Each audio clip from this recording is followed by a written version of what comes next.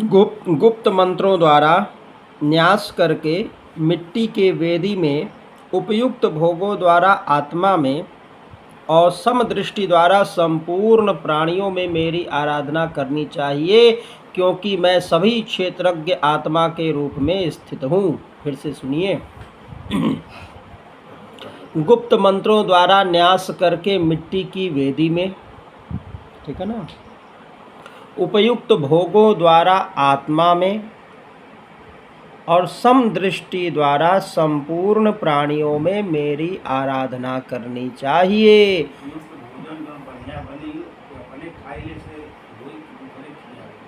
अब खिलाने से तो दूसरे को होगा, लेकिन अब मना अगर न मान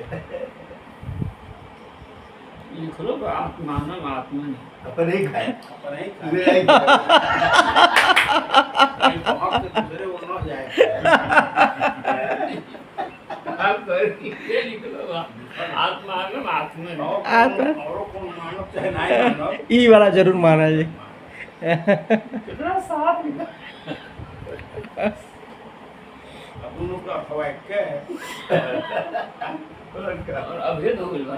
अभेद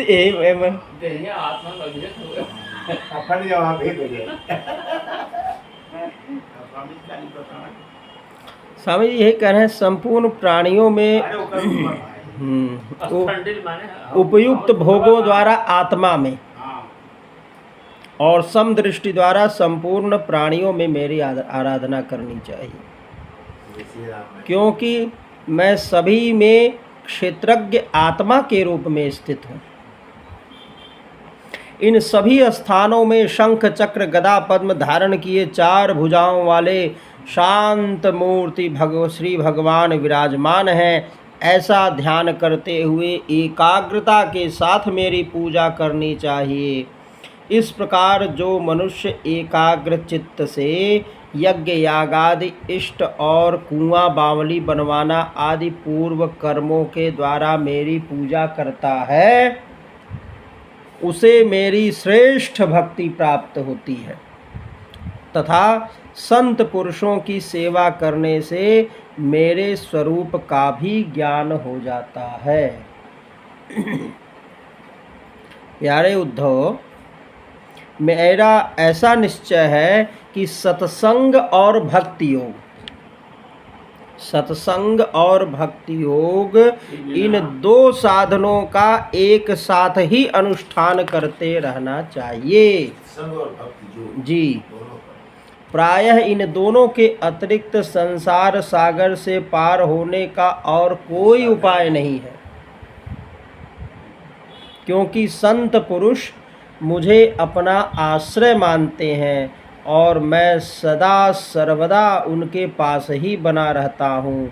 प्यारे उद्धव, अब मैं तुम्हें एक अत्यंत गोपनीय परम रहस्य की बात बतलाऊंगा, क्योंकि तुम मेरे प्रिय सेवक, हितैषी, सुहृद और प्रेमी सखा हो, साथ ही सुनने के भी इच्छुक हो।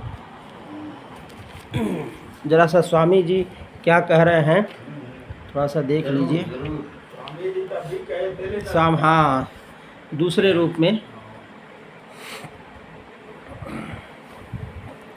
भगवान श्री कृष्ण ने कहा कि प्यारे उद्धव जी, किसी में सत्व गुण की अधिकता हो अथवा शांत सत्व गुण निर्गुण हो तो लोग कहने लगते हैं कि यह तो मुक्त है। किसी में रजोगुण तमोगुण ज्यादा हो तब कहते हैं कि यह बद्ध है। बद्धो मुक्त इति व्याख्या गुणतो में न वस्तुतः। असल में यह व्याख्या मैंने ही की है, जो बिल्कुल प्रामाणिक है। वस्तुतः बद्ध और मुक्त कोई नहीं है। गुणों के अनुसार ही बद्ध और मुक्त होते हैं। गुण मायिक है, इसलिए न में मोक्षो न बंधनम। मेरे स्वरूप भूत जो जीवात्मा है, उनका न मोक्ष है और न बंधन ही है। देह में अभिमान करने से ही माया अथवा अविद्या के कारण शोक, मोह, सुख, दुख आदि होते रहते हैं। ठीक है ना। संस्कृतिर न तो वास्तवी, यह संस्कृति वास्तविक नहीं है,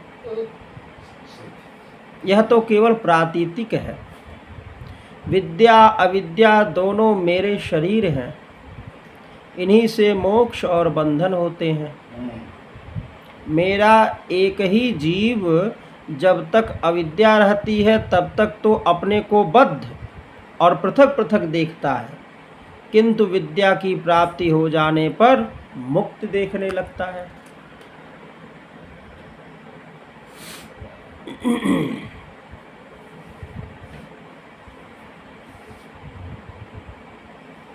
यहाँ मेरे स्वरूप भूत जीवात्मा कहे हैं, जीवात्मा। अरे हाँ, जीव लोग के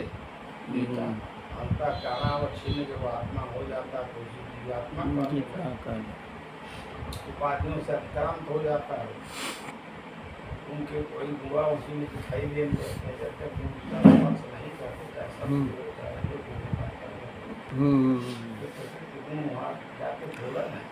ठीक है।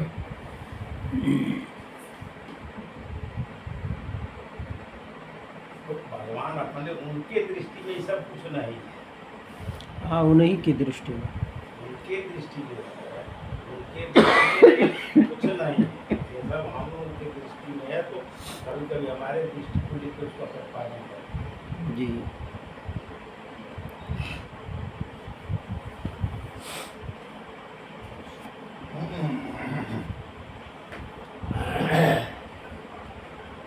देखिए, बद्ध मुक्त में क्या विलक्षणता है। वे दोनों एक ही शरीर में स्थित होकर नियम और नियंता के रूप में रहते हैं। स्थितयोरेक धर्मिणी। बात यह है कि दोनों सुपर्णा हैं, सदृश हैं, सखा हैं, एक ही शरीर में रहने वाले हैं। इनमें से जो अविद्यावान है वह अपने को भोक्ता मानकर दुखी होता है, और जो विद्या युक्त है, जिसकी अविद्या निवृत्त हो गई है, वह निरन्नोपि होने पर भी बल से प्रबल है। वह निरन्नोपि होने पर भी बल से प्रबल है। अनशनन शब्द आया ना, अनशनन उसी का पर्याय है। अच्छा, कर्मफल भोक्ता नहीं है जी। कर्मफल भोक्ता है, वह कर्मफल भोक्ता नहीं है। कर्म है ना, कोई फल है, अन्न है और अन्न है, बिना अन्न के।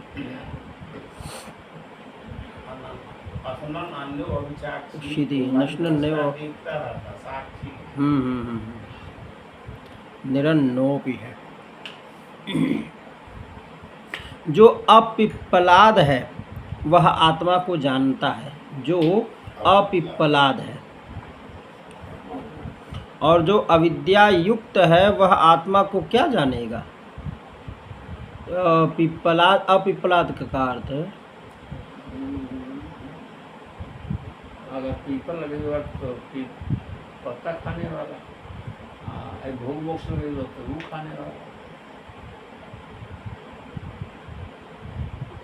आत्मा, हाँ, पीपल और भक्षण पीपल खाने वाला, पीपल न खाने वाला। मतलब उसके जो बोले हैं उसका भोक्ता है। पीपल उपलक्षण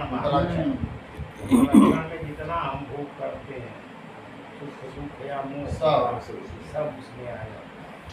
विपलम साध वस्तु है ना, वो कर्मफल का भोक्ता है। वहाँ कर्मफल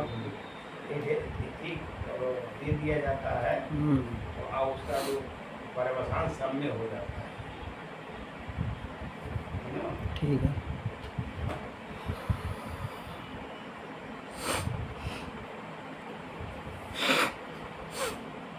सब लोग कहीं महसूस हैं कि कर्मफल का भोक्ता है और एक उसका दृष्टा है। ठीक है।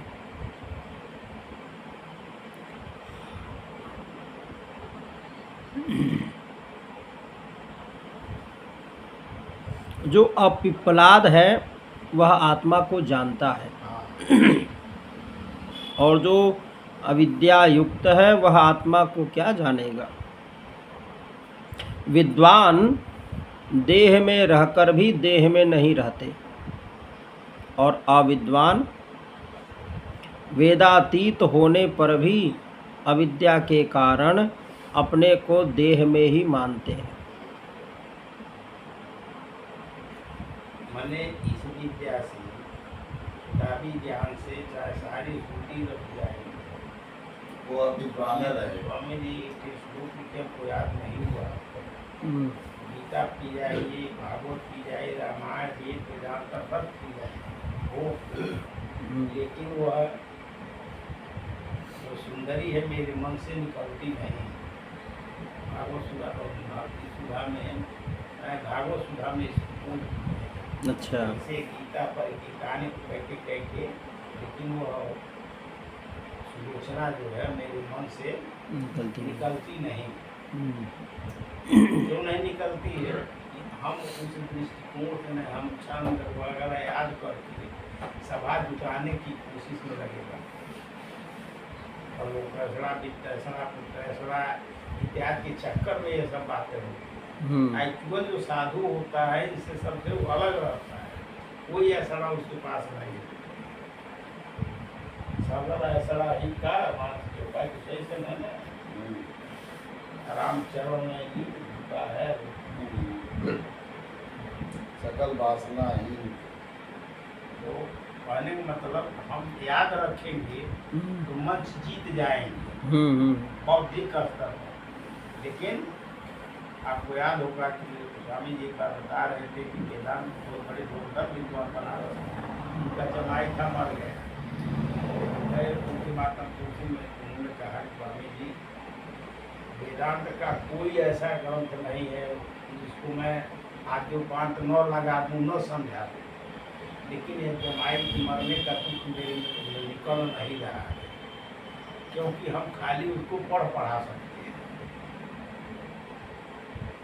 उस ज्ञान का साक्षात्कार नहीं कर पाए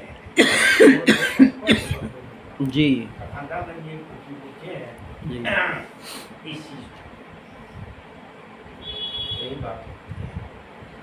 और अनपढ़ गंवार जैसे महाराज कहते थे हमारे गांव के थे, जोड़े जोड़े थे, सानी राम, भूसा राम, हाजी राम, राम और राही राम, फलानी राम, दिमाग मैंने राम का वो क्या के पहले पकड़ना हमें और इतना रोने कि हमारे शरीर जो आंसू से भीग गई, इतना प्रेम में ढीवल थे। और जाने लगे थे कि अब मुलाकात है, मैं जा रहा हूँ बहुत बात कर और कुछ न क्या राम राम ऐसे लिखल है, पढ़े लिखे कुछ नहीं। राम के परमहंस कौन पढ़े लिखे? राम के परमहंस भी विद्वान नहीं। इन लोगों का जो असली आत्मज्ञान है इन लोगों का वो हो गया, जो पढ़ने से हो चाहे कैसे